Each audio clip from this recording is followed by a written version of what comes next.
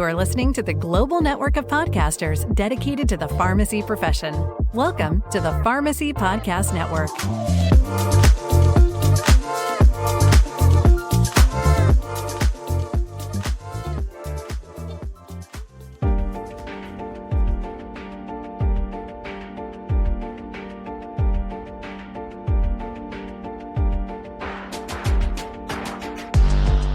Welcome to the PBM Reform Podcast, where we dive deep into the world of pharmaceutical benefit management, cutting through the noise to uncover the truth. Since 2019, we've been your go-to source for the latest on how PBMs impact patient care, drug pricing, and the very future of pharmacy. Here, we champion the role of pharmacists, the most knowledgeable advocates for medication safety and expertise. Join us as we expose and generate discussions that are reshaping healthcare and explore how we build a better payment system which focuses on advancing pharmacy care.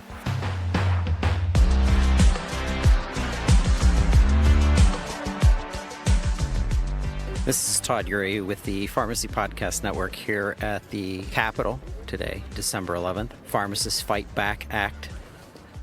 We're waiting on State Representative Auchincloss. We're here with Representative Jake Auchincloss. You've been on the PBM Reform Podcast before. Thank you so much for being here. My pleasure. It's good to be back. So tell us, just our listeners who didn't get to be here at the Capitol, what's the effort of the Pharmacists Fight Back Act? We have more than 50 pharmacists from 18 states here at the Capitol to continue our work building bipartisan momentum for Pharmacists Fight Back Act, which is the most muscular PBM reform bill in Congress that would crack down on patient steering, on spread pricing, and implement fair, market-based, cost-plus pricing so that our pharmacists can focus on serving their patients, run sustainable businesses, and not have to deal with constant harassment from these Fortune 10 PBMs. Jake, you have been just amazing at bringing everyone together, Republicans, Democrats, to this. How have you been able to do such things like that? I've very seldom do we see so much camaraderie between the two parties. It's not me. It's the pharmacists themselves. They're the ones who have come to the Capitol and have talked to members and shown them the issue. Once a member hears about the issue, it's sort of self-evident that things need to change, but it is a complicated issue, right? It's sort of wonky, how all the pricing works and what the business model for a pharmacist looks like, so it does take some education. And the pharmacists are the ones who have taken time away from their family, away from their businesses, which needs their constant attention, and have come here to do that work. Last Congress, that got us 55 co-sponsors, and because we had that big bipartisan co-sponsorship, now, this Congress, we have the attention of the committees of jurisdiction, and I think we can take even more steps towards passage. Representative Auchincloss, thank you so much.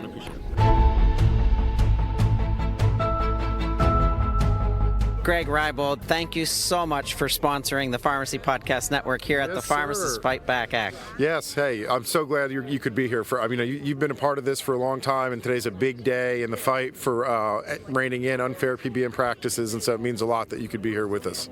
Well, I was so proud to see you here. I was so proud to see Pharmacists United for Truth and Transparency here, but I was really moved by seeing members of Congress and members of the Senate coming together. There was no difference between Republican and Democrat. What does that mean to you? Oh, it means so much, right? I mean, this is truly a bipartisan issue, and to see Congressman Auchincloss and Representatives Harshbarger and Chairman Comer, who's a co-lead on the Pharmacists Fight Back Act in the Federal Employee Health Plan, just unbelievable to see this kind of bipartisanship come together, and a special moment. Greg, this has been really special. This is an amazing episode of the PBM Reform Podcast brought to you by the APCI buying group. We thank you for everything that you're doing for our industry. Yeah, no, thank you. It's a pleasure to be here, and it's a pleasure to be in this fight. And the one thing I'd leave everybody with is, pharmacy has won across the country at the state level so many times. And this is a big bill. This will be a heavy lift. It is a big fight, right? This is the most aggressive PBM reform that's ever been introduced at the federal level. And something to me that makes the state so special is the best of the best came to D.C. Folks who have won in Louisiana, folks who have won in Arkansas, who've won in Kentucky, who've won in Georgia. Alabama had a massive year this year, right? Some of the best literally the best advocates in pharmacy came here, and everybody converged on the Hill to fight for this bill and to sort of take that culture of winning that they have in their states and bring that to D.C. Greg Reibold, APCI, thank you so much for what you do for us. Thank you, my friend.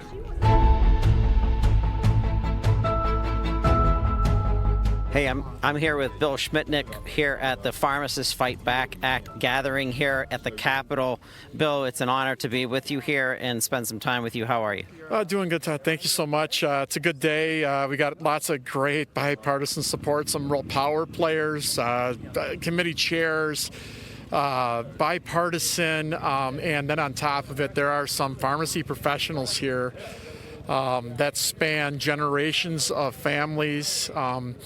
I'm here as a patient advocate after the loss of my son. There's other people here too representing the harm of their families here too today, and it brings tears to my eyes a little bit. And probably the culminating fact, we had another pharmacy just close and announced today. I mean, it's sickening. It's sickening, but it's going to be a great thing. Congressman Auchincloss put a challenge to the pharmacists by getting co-sponsors. So we need every pharmacist to get a co-sponsor for these bills out there, and every advocate, every family member who believes in this, we need co-sponsors to support this legislation. Bill Schmitnick, thank you so much for being on the show, and the PBM Reform Podcast will always be supporting you. A shout out to our pharmacist. If you want to link up with Bill, he's active on LinkedIn, and tell them the website, the Patient Protector website. Yeah, if you want to learn more, go to patientprotector.us and follow the website as we got another episode of our Modern Medical Mafia coming out very soon. Thank you, Bill.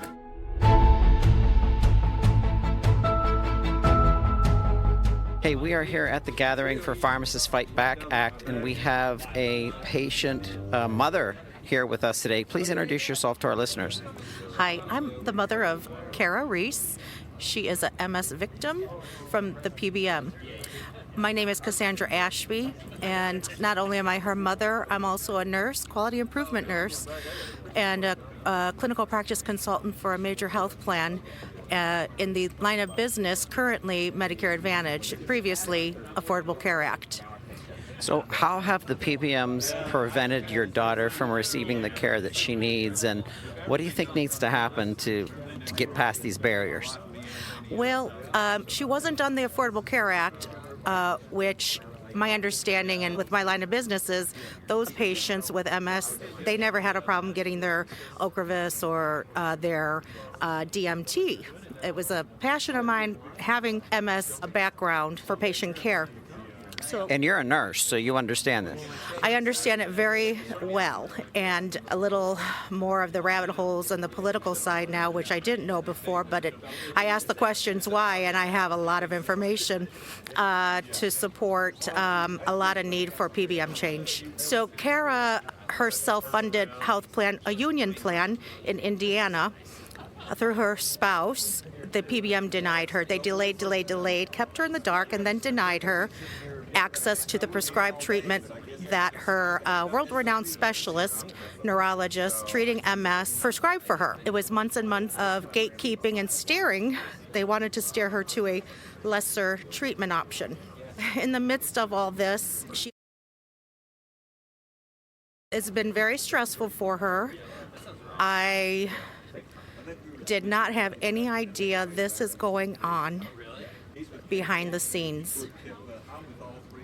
It's ugly, disturbing, and this is why I call MS victims, partly. There's more to it later that probably will need to come out, but now's not the time. I have literally had to dismantle myself go back to my education, my exposures, my experiences, and evaluations, and relook at everything in new details.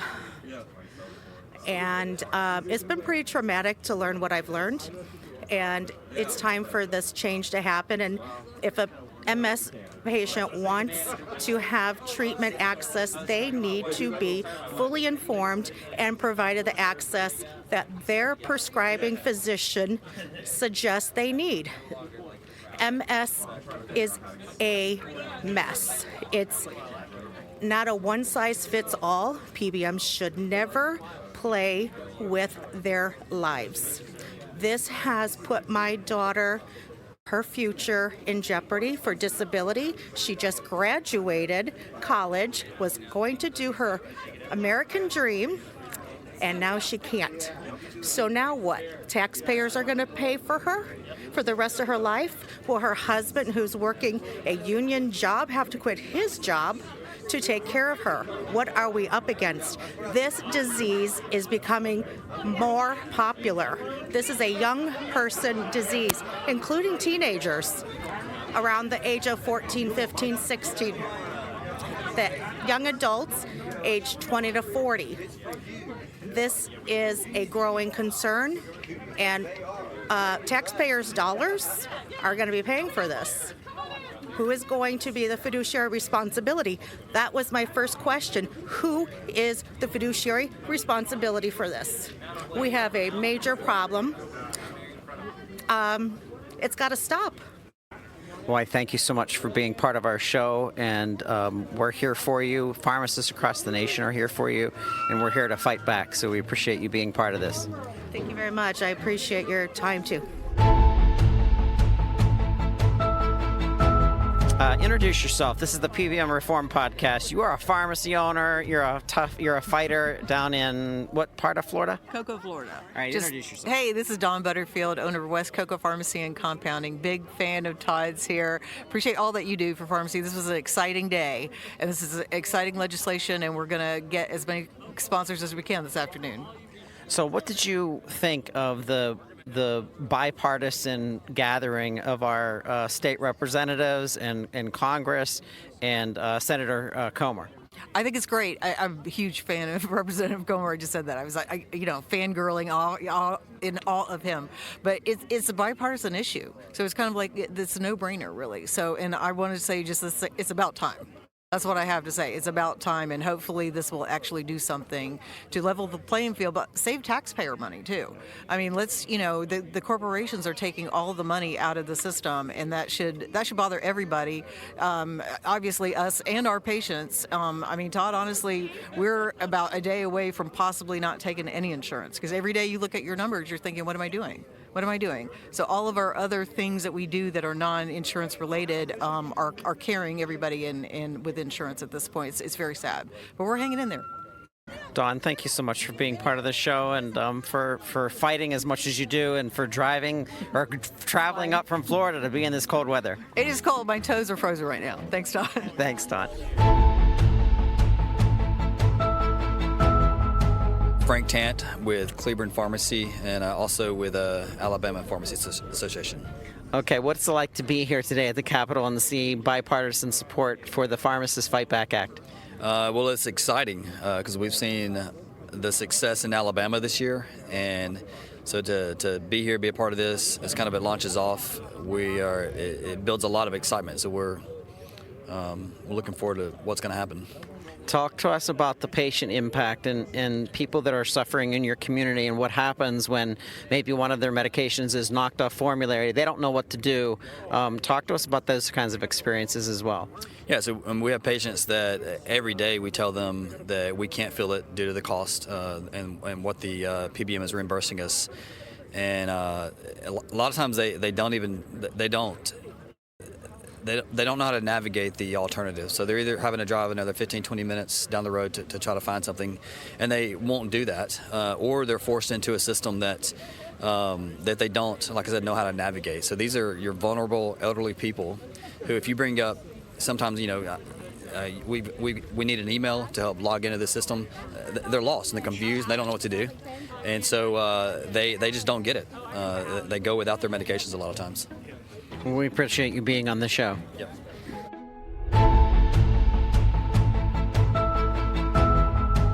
Introduce yourself to our listeners. Hey, I'm Bobby Giles. I have Rainsville Drugs in Rainsville, Alabama, and I'm the Government Affairs Director for the Alabama Pharmacy Association.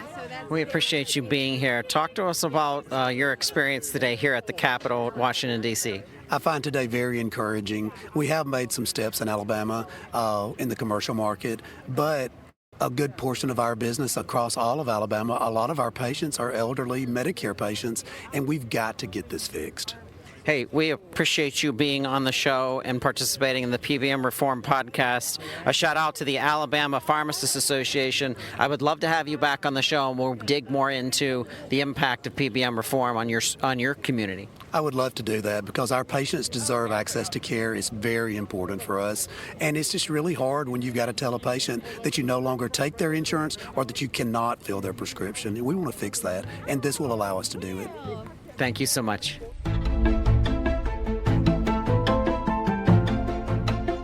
I'm Jonathan Marquis from Georgia, and with the Georgia Pharmacy Association, the Academy of Independent Pharmacy, and I've got our pharmacist and chairman with me here, Scott Meeks. But we appreciate all that the Pharmacy Podcast does. I mean, this is the premier podcast for all of pharmacy. So, Todd, as I've told you before, you're like the Howard Cosell of Pharmacy Podcast. We appreciate what you're doing. Well, this is about you. This is just my platform that I give to you. Introduce yourself to our listeners since we don't have a camera. Hey, I'm Scott Meeks. I'm the chairman of the Academy of Independent Pharmacy. Independent pharmacist down in southeast Georgia. Got 8 stores there.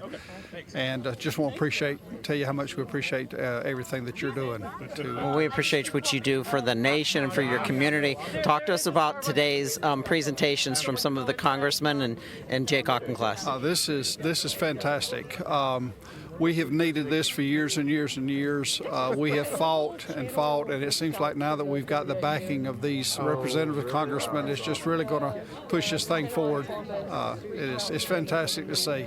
Fantastic to see the people that come out on this cold day of travel from all over the country and to fight for us. So it's amazing. It really is. Well, thank you for being part of the PBM Reform Podcast. Thank you, Todd.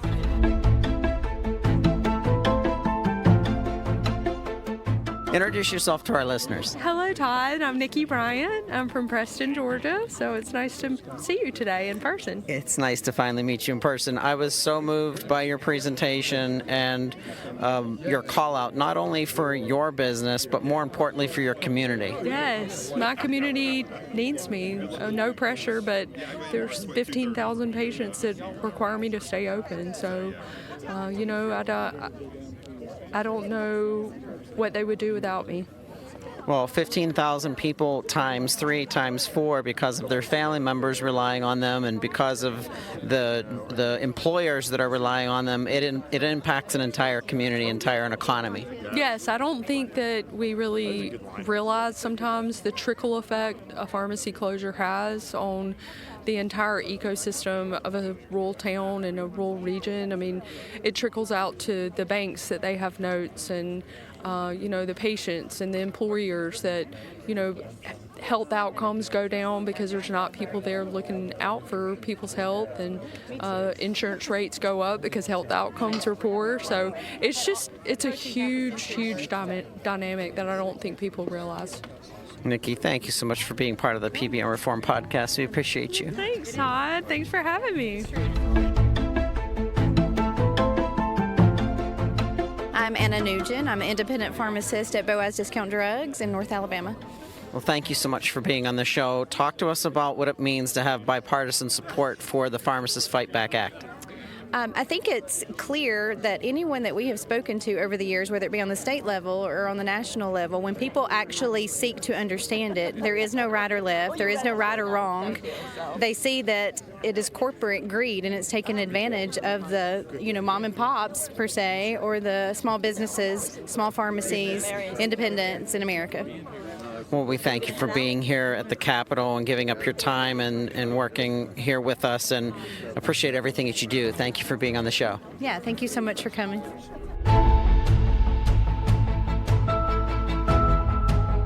Dr. Marion Maas, it's so good to have you here. I'm thrilled to come here and honored to stand in front of these professionals, these wonderful pharmacists that have been serving their communities. I'm a very community-minded person.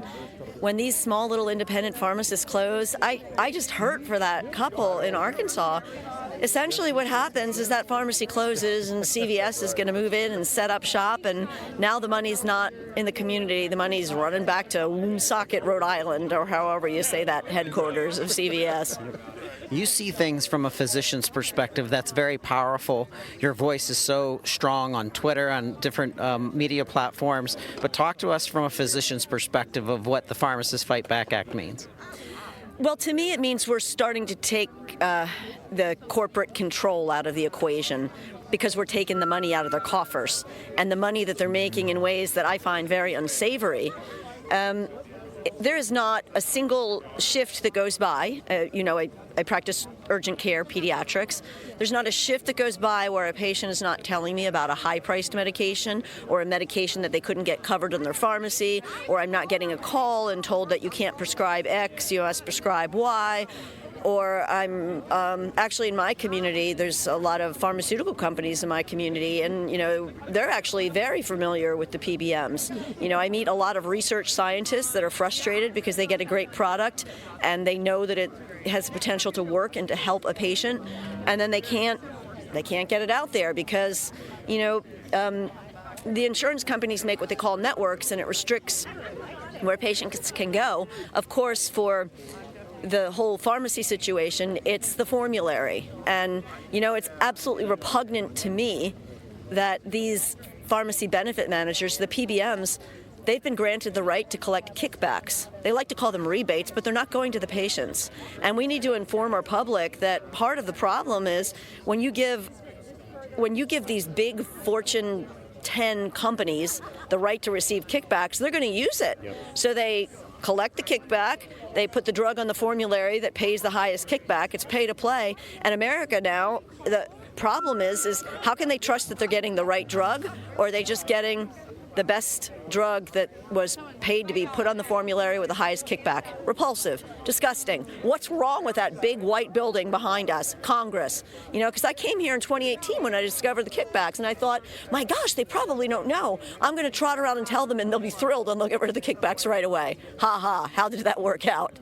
I guess when you have a lot of money, you have a lot of power, but it really shouldn't be about the money and the power. Like I said up there on the podium, it should be about we the people. You can't serve two masters. Get a clue, Congress. Serve we the people. Thank you so much for being on the show. We love you. Hey, I'm Jeremy Counts, a pharmacist, pharmacy owner, analyst. I do a lot of stuff. I'm the executive board member of PUT. I just do things. You were one of the winners of the Pharmacy 50 Awards. Was it last year? Yeah, it was last year, and I want to thank you all for that, especially for giving me the idea of ordering a 40-foot trophy. I feel that I deserved it, and it was worth every dime. Jeremy, we love your sense of humor. We love your tenacity, and you're you're a punch in the face kind of guy. But the reason why you won that award is because of the work that you do. People realize that you are very sincere, and you're a fighter. And we really appreciate the work that you're doing through Pharmacists United for Truth and Transparency. What did today's bipartisan come together of our senators and state representatives? What did that mean to you? It means everything. I mean, this is the bill that is actually going to save pharmacies. This is how we get things in order. We've passed a bunch of state legislation across the nation, but they ignore state laws. And the PBMs, they will straight up break the law until you force them to do something. We have to have federal legislation, and we have to have it now. Otherwise, we're going to see closures everywhere. Hey, I want to also give a shout out to Monique and Shannon with Pharmacists United for Truth and Transparency of all the work that they do for us and how well that they work with you as well. Oh, yeah, they're badasses. We wouldn't be able to do anything without Monique and Shannon getting in there, just grinding all the time. I don't know how Monique juggles us while also juggling everything else. She has been such a great leader in all of this. Well, we appreciate you being on the PBM Reform Podcast. Thank you so much. Hey, always, brother.